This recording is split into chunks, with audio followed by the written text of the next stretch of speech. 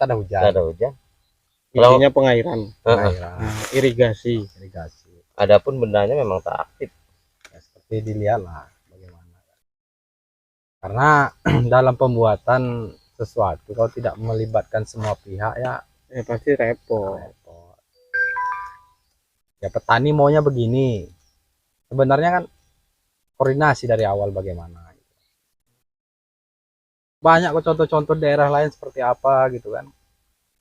Iya tuh. Nah, nanti Intinya perhatian pemerintah tadi yang kita butuhkan itu lagi. Sebenarnya perhatian ada tapi tidak tepat sasaran. Itu aja. mungkin Berarti kalau jadi jatuhnya oknum nih, Bisa jadi. ya kan?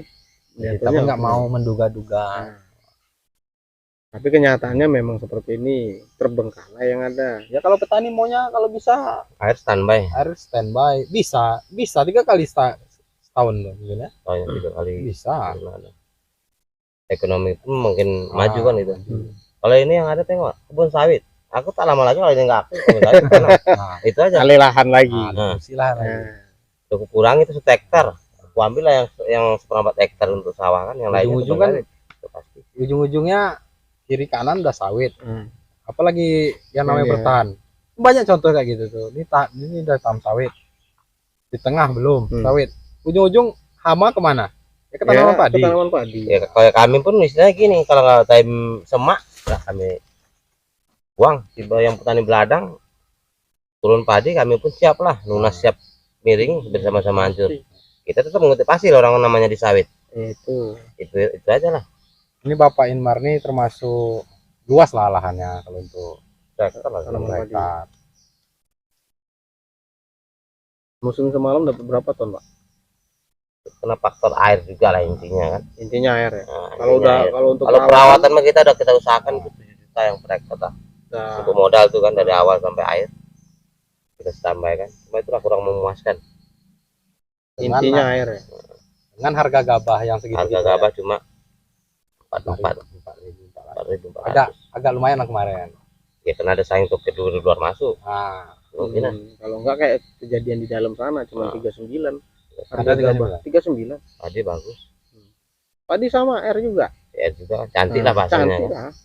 Pun dari harga Apalagi kita bisa dibilang kalau apa orang Melayu sana lah kita Hmm. bilang. Orang Melayu sana loh. Untuk pemakaian pestisida itu bisa dibilang cuma 10%. Nah, ini pun sama lah yang bagian ke sana masih dalamannya kan. Sebenarnya kalau dari segi kalau dikaji kesehatan kan padinya lebih higienis. Nah, hasil ketimbang di sini, Nah. ya.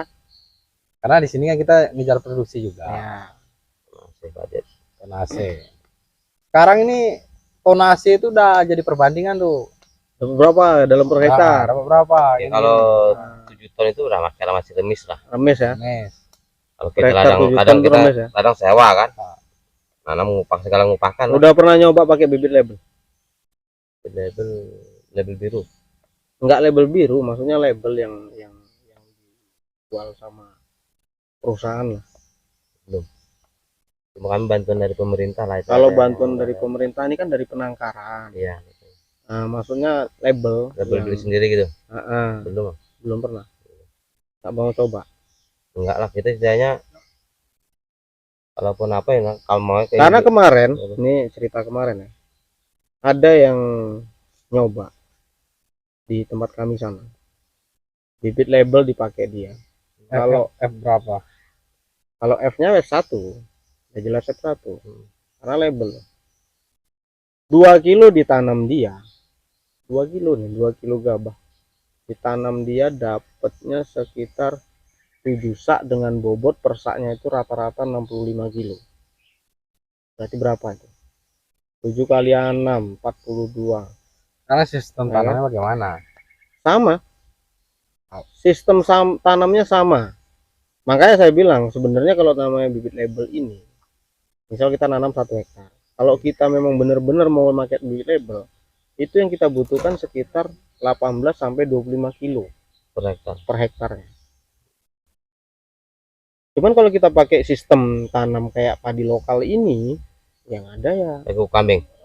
itu bisa dibilang boros di bibit Iya. jatuhnya. Kalau kami ya kayak orang Pulau Jawa gitu lah, ada pakai Kalau sekarang rata-rata orang kan udah pakai tangan Mayoritas. sekarang. Iya.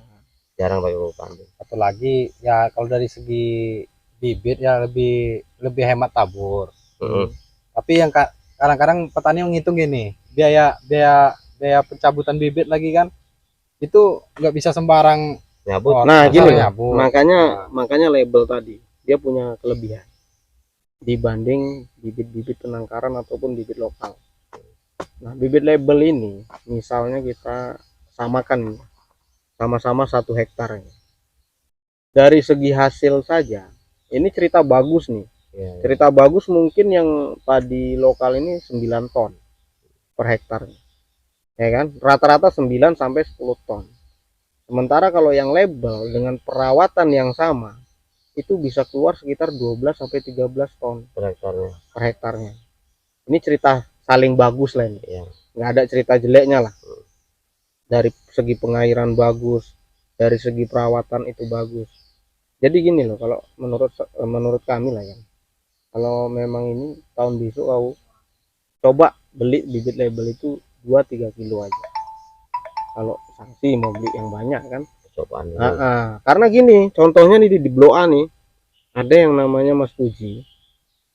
Di gangnya Mas Dasun itu. Mm-mm. Gangnya Dasun ada namanya Puji yang tukang, ada lembu dia banyak tuh. Iya, operator dulunya. Odong-odong. Coba tanya sama dia. Itu hasil dia sampai 12 ton loh per hektarnya.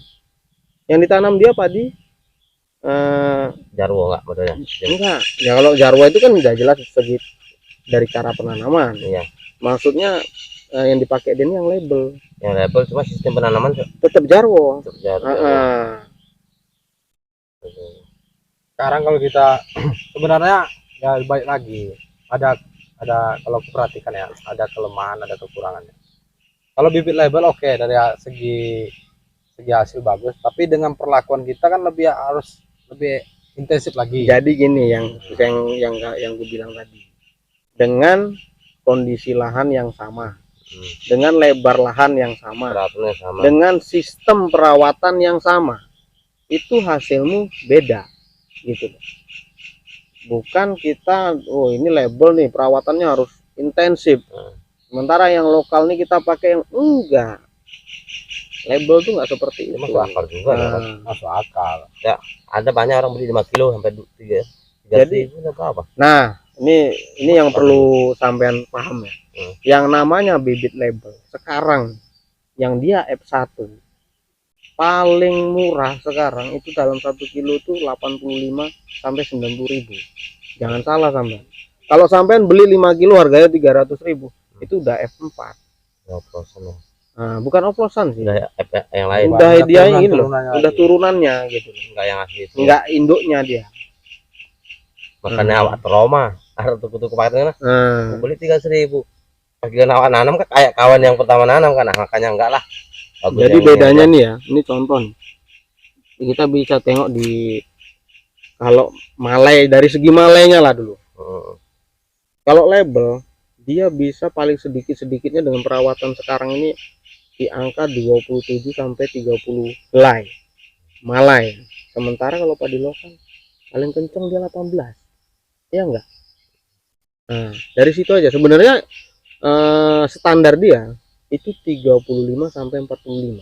Jadi si kuku kan pada label kemarin yang semalam nanam itu.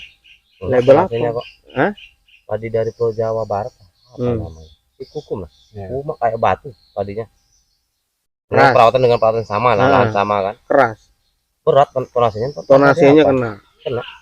Itu Biasa dari segi tonasi dia udah kena yang pertama. Yang kedua dari segi malai. Jadi kalau yang lokal ini contoh malai nih yang bakal keluar bulirnya nih kan. Iya. Nah, ini kalau yang lokal ini walaupun dia diisi dengan penuh di sini nih bulir padinya, namun yang berisi itu 3/4. Dari pangkal ketiga yang ke 1/4 ini itu kebanyakan kopong. Yang berisi 3/4 ini. Yang pertama keluar tadi. Nah, itu yang pertama. Persenannya kurang. Nah, persenannya kurang padat. Jadi kalau yang label, walaupun kita kurang perawatannya, sedikit banyaknya dia ngisi dari sini. Dari pangkal malai tadi dia udah berisi tuh. Apalagi kita begitu, kalau orang Jawa bilang kan jebul lalang kading. Nah, ya kan, jebul alang kading itu kita push menggunakan perawatan tadi, nggak usah lah yang tabur, kita pakai perawatan semprot aja lah yang mengandung kalium ya, jangan kalsium. Nah, itu nanti jangankan ini, dari pangkal tuh tetap nyisir. pakai Frutika. Nah, Frutika pas malam pakai patut lah. jadi kan Frutika itu kan isinya kalium. Nah, jadi gini loh, ini jelek cerita lah, Frutika kita beli berapa, 1 kilo 45.000 atau 40.000 kan gitu sih. Kita nggak punya uang nih, nggak punya dana nih, Kita CL. beli KCL kita cairkan. Sama juga itu. Ya walaupun dengan nggak konsentrasi dengan konsentrasi cairnya kita, nah kalau persenannya memang kalah, cuman kalau memang mau hasilnya sama, kita beli 1 kilo ya kan, kita cairkan, kita semprotkan 3 kali dengan Fritika yang cuma 2 kali, itu hasilnya sama gitu loh. 3 kilo KCL kali 10.000 30.000 kan gitu sih. Itu kita bisa beli eceran. Oh mau nyemprot nih, punya duit aku 10.000, beli baru cairkan. Sementara kalau Frutika beli wajib 1 bungkus. Nah, lain namanya 50. sekarang lagi udah 50.000. Udah 5 kilo kalau KCL. Jadi gitu, kalau kita dana kurang, memang kelebihannya kalau di yang kemasan tadi kayak jenis Frutika tadi, dia kan punya unsur mikro yang lain. Ya. Nah, punya unsur mikro yang lain. Nah, jadi kalau memang kita mau pakai seperti itu bisa. Contoh nih, kita beli KCL setengah kilo, ya kan? Beli KCL setengah kilo, beli NPK compact ataupun yang growernya, ataupun yang jenis sama kayak grower itu yang kandungannya itu 15, 10, 22 kan ada itu, 15, 10, 22 kan yang kemasan sekiloan ada. Nah, harganya kalau sekarang mungkin di angka 20.000. Bahan multipadi kan ada. Bukan multipadi. Ya NPK granul butiran kecil. Tapi eceran. Warnanya hijau. Tapi udah dikampit-kampit, udah dikemas dari pabriknya. Kemasan sekilo. Yang 50 kilo eceran kalau di kios mungkin ada. Beli itu nanti sekilo, beli KCL setengah kilo. Dilarutkan di air. Dilarutkan dalam air sampai semprotkan. Itu konsentrasinya sama dengan Fritika yang mengandung unsur mikro. Di NPK grower tadi sampai udah punya unsur mikro. Cara penyemprotannya tuh pagi apa? Kalau itu bebas. Cuman lebih bagus kalau sampai mau nyemprot waktu stomata terbuka lah. Waktu stomata terbuka dan dicampur dengan fungisida.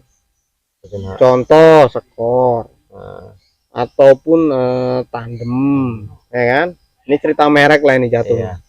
Ataupun Amistartop ataupun Delamik. Banyak sih yang jenis kayak gitu, ataupun Nepos boleh. Baru kemudian untuk mencegah busuk buah kita pakai Jipluk, boleh campur dengan itu dari awal lah intinya.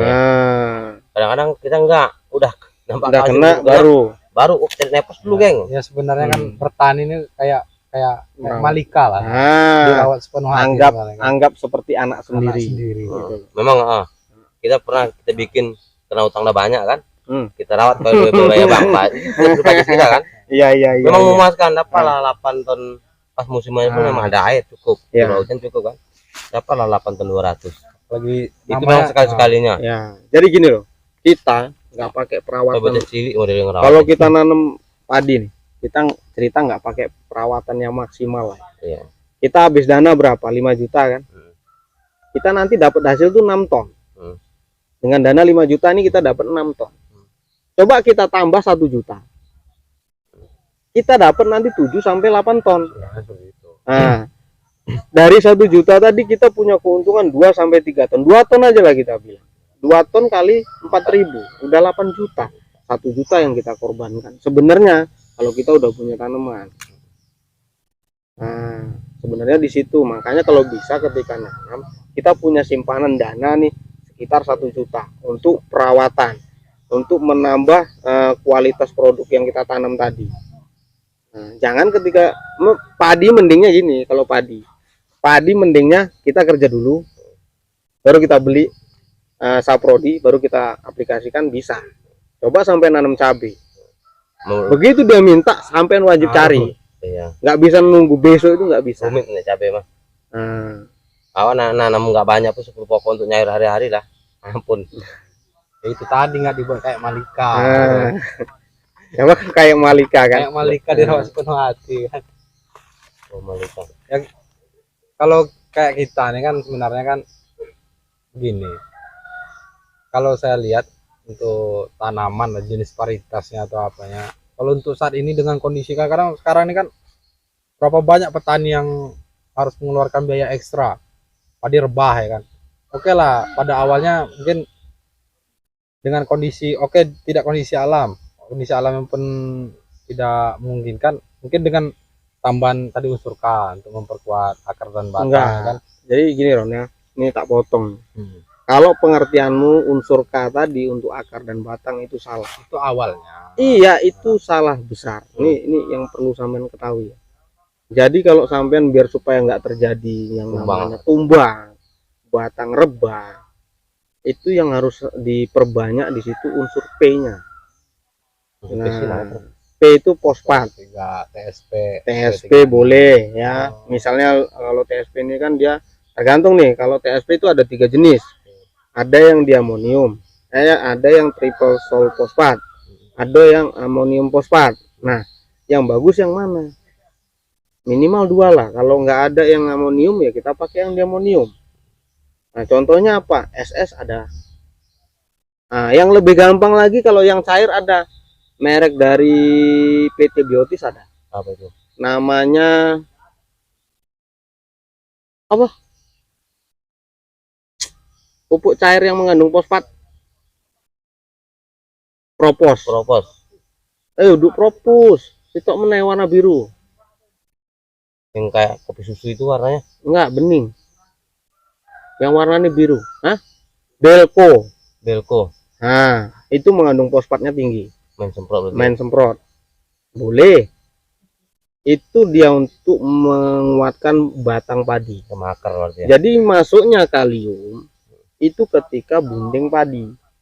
ACL. Mata siji loro berarti. Nah, siji loro jebol tapi urung alang kading lah, urung biung ngono kae sampean wis aplikasi. Awam nandur parene Legowo udah ditumbang. Nah, Ngikut jadi hancur loh. Itu keunggulan Legowo. Keunggulan Legowo untuk saat ini diakui lah. Itu rebah tahan, cuman satu salahnya. Anakannya sedikit. Nah, anakannya kalau kuliah tergantung pemupukan juga. Kalau ibaratnya gini, kadang petani ini kan sekarang nih posisinya nih kan ada sebagian yang dur pupuknya. ya. Jadi kalau untuk Legowo ini masih tidak apalah dia, masih respon dia dengan pertumbuhan pupuk berlebihan itu kan. Iya. Coba dikasih kita IR, coba mau kasih berlebihan tuh pupuk. Pasti kena kresek gitu. Satu itu, kedua ya tahu sendirilah. Karena tanaman, ya namanya tanaman yang dapat asupan, ibaratnya kalau kayak gadis itu kan lagi wangi-wangi gitu kan, banyak lah. Nah, apalagi kayak buaya-buaya kayak gini kan. Kayak gitu. Jadi gini loh, kalau itu kan udah di ini Legowo sama tanaman R yang lain dengan dosis yang sama. Si Legowo tadi anakannya hanya keluar sekitar 15 helai gitu ya. Sementara yang ini bisa mencapai 20 lebih perumpunnya. Iya, jadi gini, kuncinya sih kalau menurutku yang pertama kita kalau tanaman Legowo ini tadi kita tanam tadi nggak perlu jarang kali gitu loh. Agak rapet lah. Cuman tetap kita pakai jajar Legowo supaya kita gampang dalam merawat tadi. Itu aerasinya, kalau irigasi semua aerasi ibaratnya pertukaran udaranya kayak masuk kan.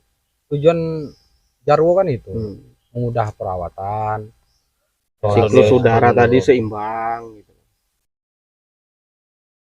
Yang kulihat yang sekarang daerah khususnya daerah bagian Balai Benih, bagian dekat SPP itu kan sebenarnya zat asamnya masih tinggi dibanding ini. Gambut ini termasuk udah bagus lah lahannya. Itu sebenarnya itu jadi kendala tuh. ada percobaan, aku buat percobaan kemarin dengan dolomit dan tidak dolomit. Pada saat habis ngolah tanah ya kan, tabur dolomit. Tes lagi satu lagi, tidak tabur. Ya kita namanya petani-petani kayak gini ini kan Nah, nggak ada untuk tes pH, iya, tidak benar. ada contoh-contoh yang dari segi kecil lah, kata lakmus nggak ada, ya kan? Kita nggak bisa nentukan, oh ini pH-nya berapa. Nah sebenarnya kan fungsi dari setiap pertanian itu kan di tanahnya dulu, pH-nya netral, insya Allah tuh hasil bagus. Dan namanya perawatan itu kan udah wajar. Kalau Perawatan masalah pH itu memang bisa dibilang nomor satu. nomor satu. Memang benar. fungsi apa Cuman, nah ini yang perlu kita ketahui. Ini pH bagus nih. Kalau aku bilang ini pH-nya bagus. Di sini ya, kita bilang ini pH bagus. Cuman kalau untuk tanaman sawit, sampean bisa lihat sendiri buahnya. kurang ya? Kenapa? Cahayaan kurang, itu kan terbuka. Sampean pupuk nih, contoh di situ ya kejadiannya.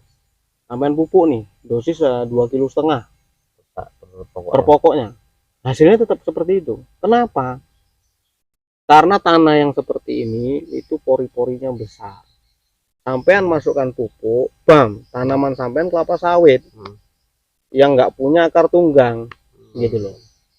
Jadi pupuk tadi masuk langsung ke dalam, sementara akar serabut sawit tadi di atas dia tidak bisa diserap oleh tanaman. Jadi cara mengatasinya satu, sampean taruh kompos di sekitar tanaman sawit, sampean pupuknya di situ. Pupuk kandang loh deh. Bisa pupuk kandang, bisa kompos yang lain, bokasi, gitu loh. Jadi kalau pH-nya pun pas, namun struktur tanahnya tadi nggak bagus, pun percuma. Gitu. Oh, itu kebun sawit. Nah, Kalau yang nggak tahu kali di pertanian kebun sawit kan, ya, Wah, terus oh, wah. wah tak ada. itu Entah apa salah, apa Tumpang salah ya. katanya. salahnya di situ. Jadi ada makanan ini, contoh kita lah ya, kita makan, cuman apa kita ini di sini, makanan kita di sini sama di sini, nggak di sini. Kayak mana kita mau nelen? Ya, beginilah. Kalau punya lidah, kalau nggak punya macam mana? Makanya tanaman jengkol kenapa bagus? Tanaman jambu air kenapa bagus? Kok tanaman sawit nggak mau bagus? Karena dari segi akar tadi itu yang beda. Dan hara tadi ada di bawah. Nah, begitupun tanaman padi kita. Saya bilang tadi pakai dolomit ya. Coba yang satu peta. Yang satu petanya lagi. Misal ada 2 peta nih. Yang satu pakailah dolomit. Yang satu pakai bakteri. Bisa dites hasilnya. Bagus yang mana? Bakteri kalau untuk apa nitrobacter bisa tuh. Bisa. Jadi yang gampang aja sekarang. Murah, gampang. Namun kalau mau beli aja M4 yang warna kuning. M4 yang warnanya kuning. M4 yang warna kuning. Cuman syaratnya satu ya, M4 itu nggak boleh nginap. Tahu maksudnya? Nggak boleh sampai pakai terus. Nah itu sampai tutup balik. Itu percuma, bakteri di dalam udah mati. Nah, kalau sampai mau pakai, taruh di timba. Kalau memang mau dienepkan, kasih gula merah. Nomat seginilah dia untuk di satu timba tadi, satu botol. Biar hidup bakterinya. Biar hidup bakteri tadi. Bakteri di dalam M4 kan sebenarnya istirahat ya. Tidur deh. Ya. Tidur. Jadi dengan dikasih gula sebagai bahan makanannya kan aktif lagi. Jadi kita pakai besok pun dia tetap hidup. Begitu dia menyentuh tanah, dia langsung itu. Nah, jadi gunanya bakteri tadi di tanaman, di tanah yang kita mau tanam, itu untuk mengurai unsur hara yang terikat dengan koloid. Nah, di tanah kita ini, apalagi sampai nanam padi itu kan sering pakai pupuk urea. Iya. Apalagi pupuk urea yang subsidi. Kan bantet tuh. Kenapa dia bantet? Dia punya loh unsur hara di dalam. Dia punya loh unsur N yang banyak di dalam, unsur P dia banyak di dalam. Cuman kenapa? Jadi makanya kalau yang namanya pupuk itu, yang nitrogen sama fosfat itu tidak boleh dicampur. Karena dia sifatnya itu sama-sama asam. Itu akan diikat oleh koloid di dalam tanah, sehingga tidak bisa dimakan oleh tanaman. Nggak bisa diserap. Jadi ini ada makanan ini. Nah, contoh ini ada makanan, cuman kita nggak bisa makan karena diikat sama koloid tanah, gitu loh. Jadi kalau nggak pakai ornya pakai apa lagi? Itu. Jadi untuk Pemakaiannya- melepas ikatan tadi. Yang dicampur lagi gitu ya. Nah, itu ya itu syaratnya ya. Hmm. Kalau yang udah terjadi, kalau yang udah terjadi seperti itu, sampean boleh pakai bakteri. Cuman bakterinya yang berkelas lah. Contoh sampean beli Dekoprima, ataupun nanti sampean beli yang M21-nya, ataupun Bactopusnya. Banyak sih yang agak kelas lah. Begitu loh. Sampean boleh tengok tuh, nggak sampean pupuk nanti. Hasil sampean untuk pertumbuhan itu, Ini karena kan apa? ini kan Pak Inmar ini kan sekaligus tani sekaligus punya alat pengolah tanah. Nah, itu lebih bagus. Jadi ketika habis disemprot rumput, racun olah rumput, tanah, nggak usah diolah tanah dulu, lebih bagus lagi sampai semprot dulu pakai bakteri, baru olah tanah. Nah, udah olah tanah 20 hari ataupun 10 hari sebelum tanam sampai semprot lagi pakai bakteri. Nah, di situ sampai bisa lihat perkembangannya. Umur 20 hari setelah tanam sampai semprot lagi pakai bakteri. Nah, bakteri itu murah kok. Murah. 15 gitu. Sekarang Kalau yang bagusnya sekarang ya kita pakai yang menengah aja lah. Dekoprima itu sekarang mungkin harganya 35 atau 40 ribu dalam sebungkus. Sebungkus itu untuk lahan setengah hektar bisa. Cukup. Sebenarnya nggak mahal. Cuman kan gini, kebanyakan orang ini pertumbuhan nggak bagus. Colok urea. Pertumbuhan nggak bagus. Colok urea. Gimana dia mau bagus? Makanan di dalam tanah nggak bisa dimakan. Karena Gitu. poska campur poska kan. Colok yang kedua sama poska. Ditengok unsur hara di tanah ini udah banyak. Oh, nggak dimakan sama tanaman. Kenapa tanaman ini tadi nggak tumbuh juga? nggak ditengok dari daun. Berarti ya pakai alatnya terus. Sebenarnya kalau untuk alat sebenarnya kan itu fungsi dari tadi kata Pak Ardi tadi itu. Sebenarnya kan inti awalnya itu pH tanah. Iya. Jadi kalau pH-nya tuh Bagus. bagus atau netral, itu unsur-unsur hara di dalam tanah itu terbebas lah, nggak terikat ya.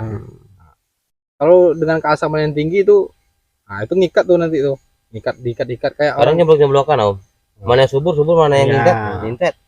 Ya Apa itu karena tadi tempat dia cari makan tadi, tempat dia untuk memakan unsur hara tadi nggak steril tanah tadi. Sampean punya rumah bagus nih, gedong. Cuman tanah sama beras tadi tuh itu ada kotorannya. Ya sampean kurus. Nggak mungkin kita makan. Nggak mungkin dimakan. Nah begitu pun juga tanaman. Lebih simpelnya gini lah, sakit mah nih. Posisi kalau tanaman ibaratnya terlalu pH-nya terlalu terlalu rendah itu kan asam nih. Sama kayak kita punya asam lambung. Ya adapun makanan selagi ini belum netral kan, dia nggak selera. Adapun nggak bisa makan, hilang nafsu makannya. Hilang nafsu makannya. Jadi itu fungsinya bakteri. Mungkin selama sampai nanam padi sampai sekarang belum pernah pakai. Bakteri ini baru dengar pakai bakteri. Jadi memang sepele. Bakteri tadi memang sepele sih. Cuma sebenarnya itu dibutuhkan betul oleh tanaman. Karena apa ya? Gini, setiap kita kali menanam, kita kan selalu menyemprot pestisida untuk rumput nih. Racun rumput lah bilang. Residunya ditinggal. Itu di dalam tanah ada yang namanya bakteri baik yang untuk mengurai hara di dalam tanah. Itu banyak yang mati kena itu. Banyak yang mati. Sekali mati bukan 1-2 jutaan. Nah, tinggal beberapa tadi yang contoh sampai nih buka hutan yang masih baru. Kenapa tanaman tadi kok bagus?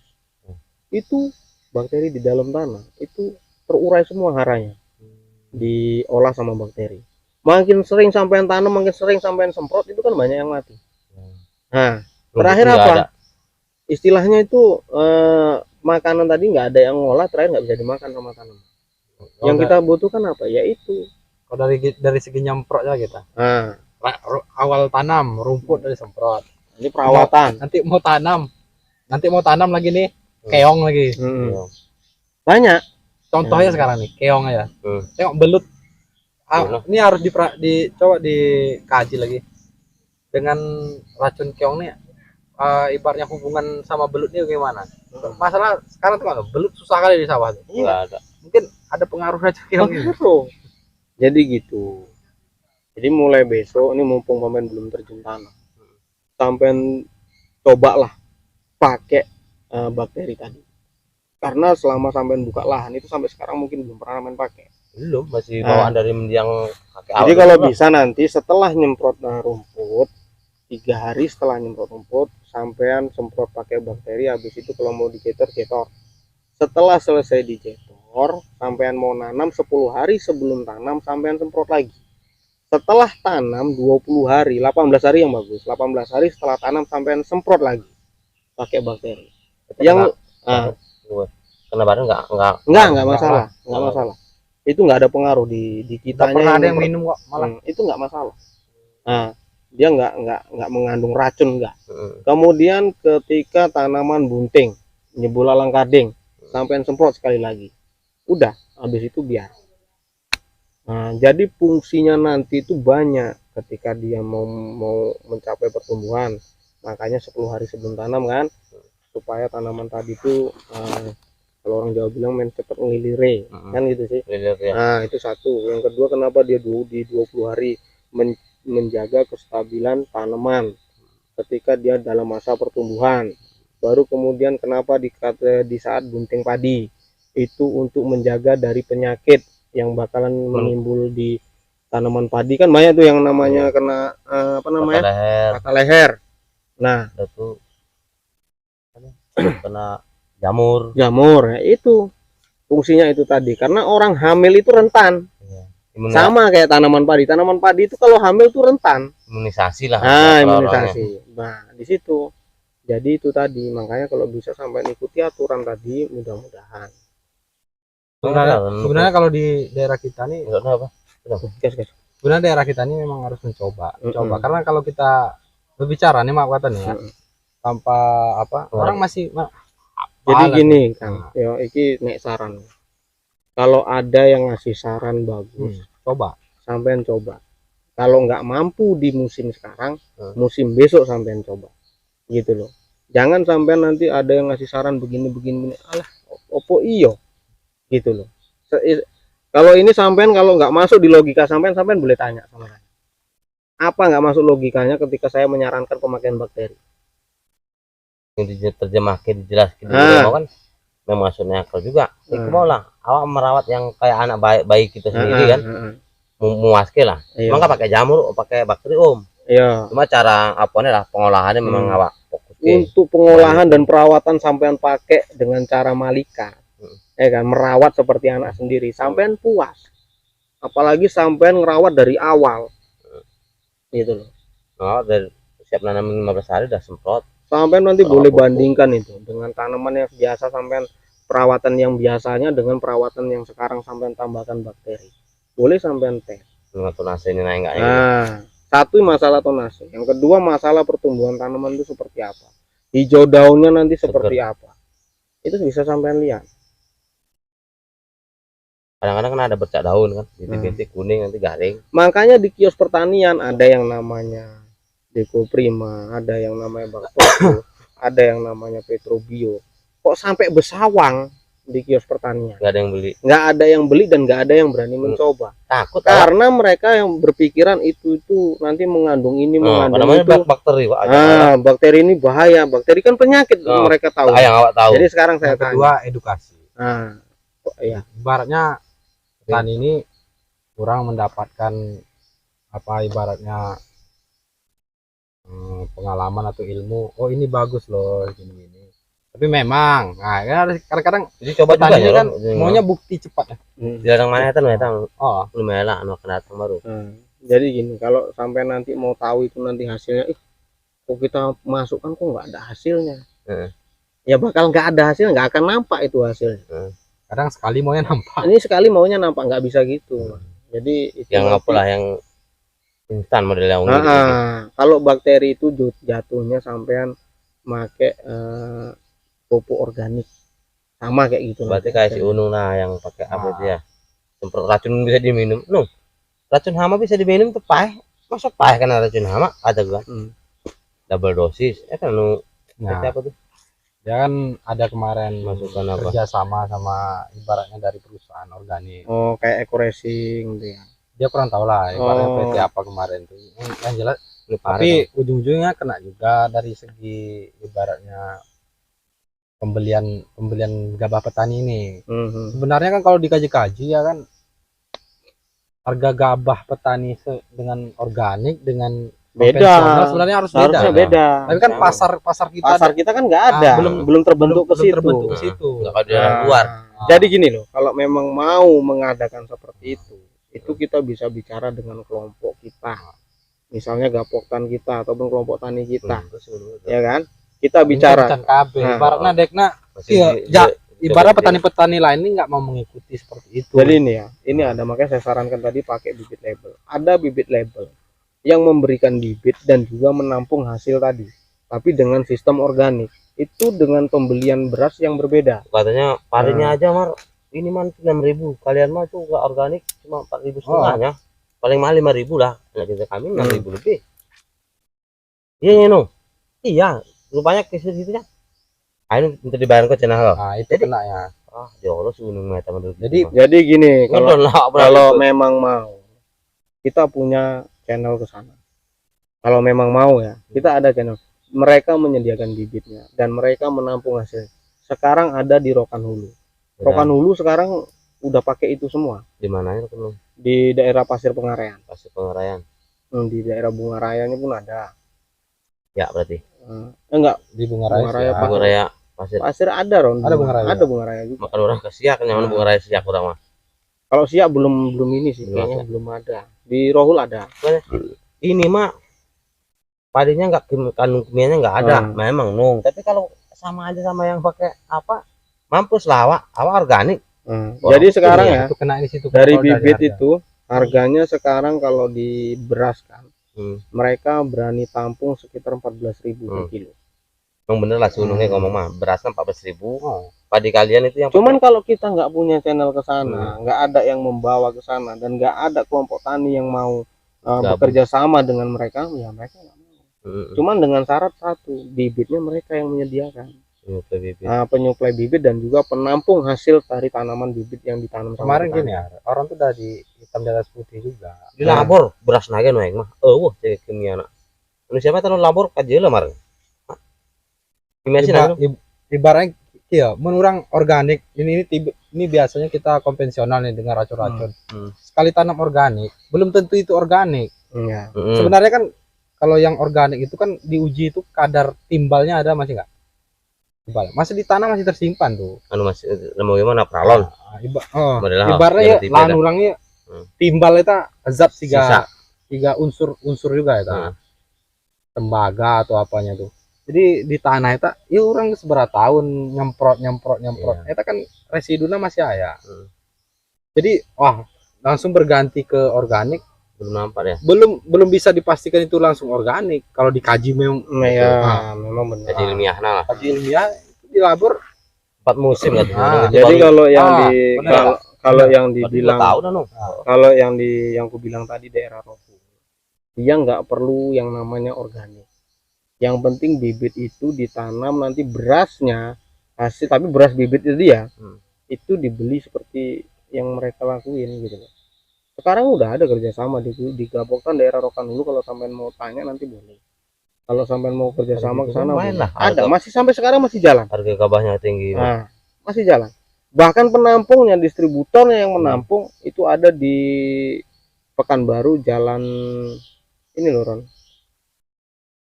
Sebelum Arengka kan ada simpang pertama itu apa? Simpang apa namanya? Yang tembusnya pun ke pusat juga.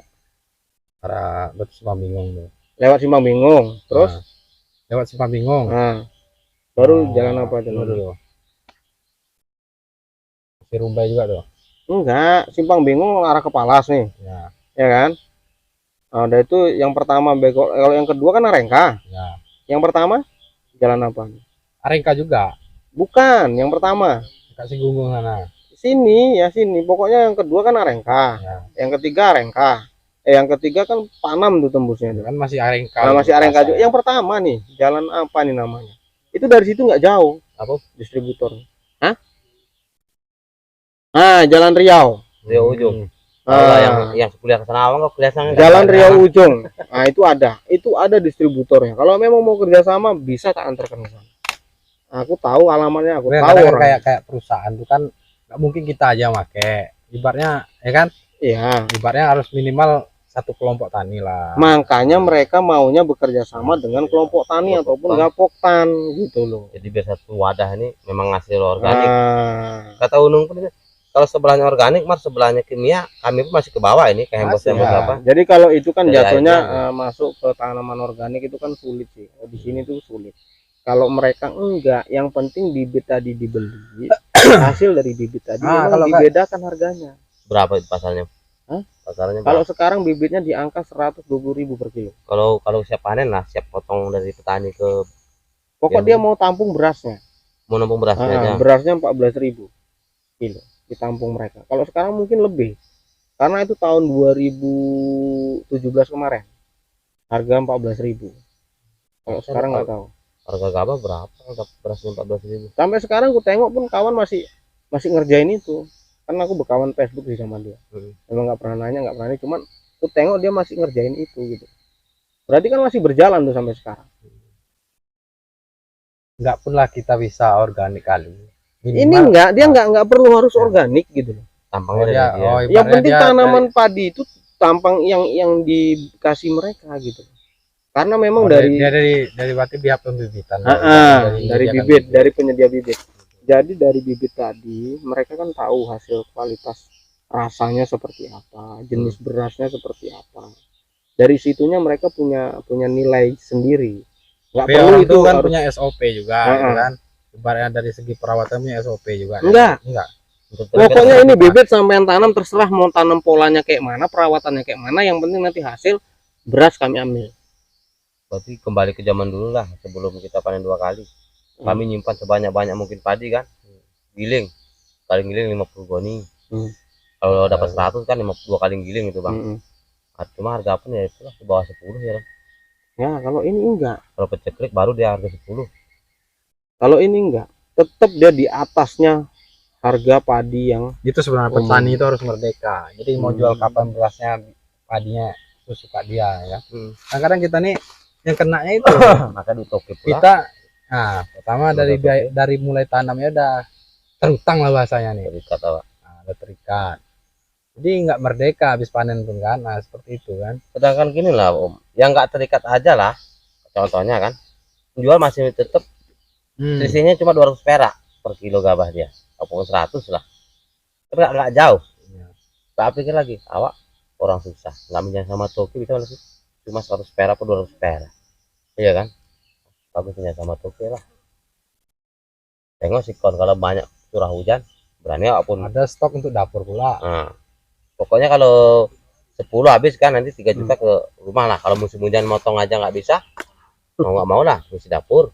musim hujan dapur nggak nggodok katanya. Nah,